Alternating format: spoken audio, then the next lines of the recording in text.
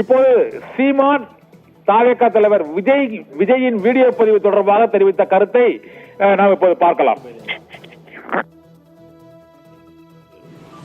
அவர் தம்பியோட அந்த காணொலியை பார்க்கும்போது அவருக்கு அதில் அவர் பேசுனதில் அவருக்கு இதயத்துக்குள்ள காயமோ வலியோ இல்லை, இருந்தால் அந்த மொழியில் அது வெளிப்பட்டுருக்கும். அது இல்லை, அதை கேட்கும்போது கஷ்டமாக இருக்குது. இப்போ நான் பேசி காட்டுறேன் பாருங்க. இந்த மாதிரி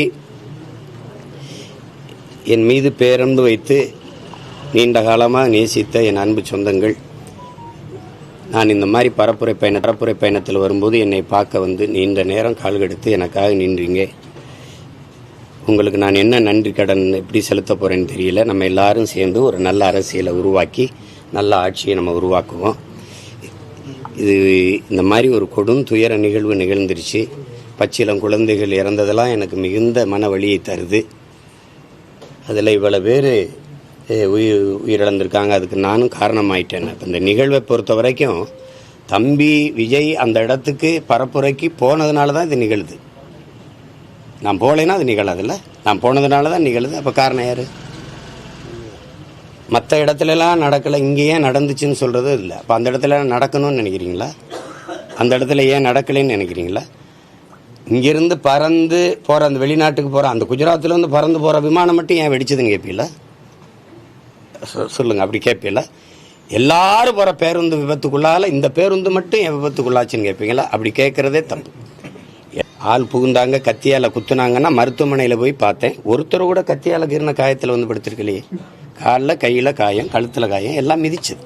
அவங்களே சொல்கிறாங்க, மயங்கிட்டோம், கீழே விழுந்தோன்னா மிதிச்சுட்டாங்க. சில பேர் நாங்கள் போகிறோன்னா இல்லை தலைவர் வந்துடுவார், நில்லுங்கன்னு எங்களை நிறுத்திட்டாங்க. அதில் நெரிசலில் சிக்கிட்டோம், மயக்கம் வந்துடுச்சு, இதான் சொல்கிறாங்க. ஏன்னா காலையிலேருந்து சாப்பிடல, நீர் அருந்தலை.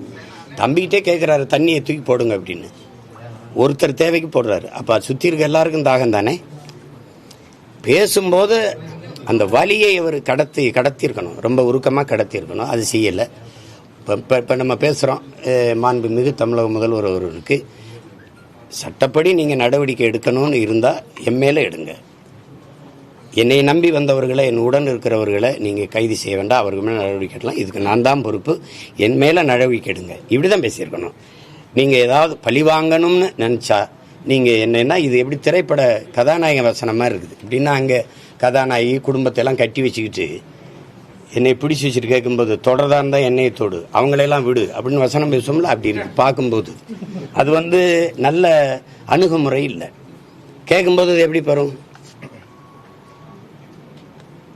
அந்த சிஎம் சார் அப்படிங்கிறத அது சின்ன பிள்ளை விளையாட்டுக்கு கூப்பிட்ற மாதிரி இருக்குது. ஒரு அந்த அவர் மேலே நம்ம உங்களுக்கு மதிப்பு இல்லாமல் போட்டோம்.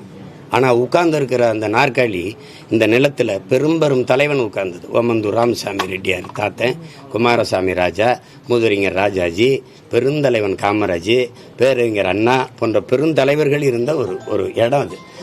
அது பார்த்து பேசணும். சிஎம் சார் அப்படிலாம் பேசக்கூடாது. அது தன்மையான பதிவாக இல்லை. அது பார்க்கும்போது அந்த இறப்பை விட வலியாக இருக்குது நமக்கு. அதுக்கு பின்னாடி நடக்கிற நிகழ்வுகள் இருக்குல்ல, அதை விட வேதனையை தருது. அதுதான் சங்கடங்களாக இருக்குது. ரொம்ப இதை எப்படி கொண்டுகிட்டு போகிறது இந்த சமூகத்தில்? இதுக்கு முன்னாடி எத்தனையோ நடிகர்கள் வந்திருக்காங்க. ஐயா விஜயகாந்த் தொடங்கியிருக்கிறாரு, அண்ணன் சரத்குமார் தொடங்கியிருக்காங்க, அண்ணன் கார்த்திக் அவர்கள், இப்போ அண்ணன் கமலஹாசன், இவங்கெல்லாம். ஆனால் இப்படி இல்லை. இப்படி இவ்வளோ காலம் இவ்வளோ நேரம் காத்திருந்து இப்படி இருந்தாங்க, பசிப்பட்டினியாக இருந்தாங்க, மயங்கி, இந்த மாதிரி நிகழ்வுகள் தொடரலை. அதனால் இனி வரும் காலங்களில் இந்த முறையை மாற்றணும்.